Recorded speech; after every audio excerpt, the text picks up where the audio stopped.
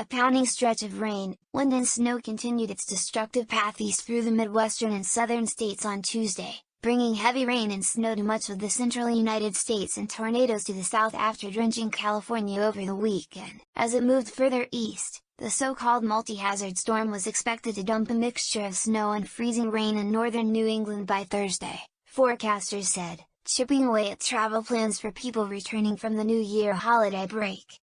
The storms formed from the same atmospheric river system that swamped California over the weekend, causing record rainfall and flooding in the Bay Area, before dropping 4 feet of snow on Utah on Monday and almost a foot of snow in parts of Arizona. California was still recovering from the mess left over the weekend, even as forecasters warned that another, possibly larger storm was expected to hit the northern part of the state on Wednesday.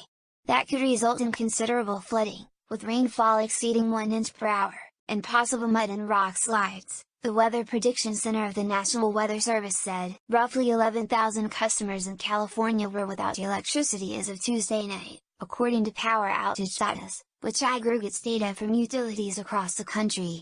A series of atmospheric rivers is expected for California through mid-January.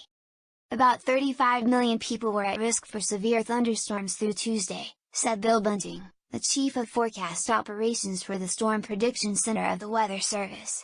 Heavy rain in the south could also cause flash flooding. People in risk areas should ensure that they have their severe weather plan in place, Mr. Bunting said, including having multiple ways to receive warnings and also an identified safe area in the home, at work or other locations to seek shelter should a severe storm approach. In Bourbon County, Kentucky, just outside Lexington, 3 water rescues took place on Tuesday morning, the county sheriff's office said. One occurred around 7 a.m., as a school bus carrying 8 children was stranded by floodwaters that rose swiftly, said Brent Wilson, a spokesman for the sheriff's office. Mr. Wilson said the flooding had since receded. Timeless portraits of LA's arcades. The Minnesota Department of Transportation encouraged people to avoid travel on Tuesday afternoon in more than a dozen counties because of heavy snowfall and zero visibility,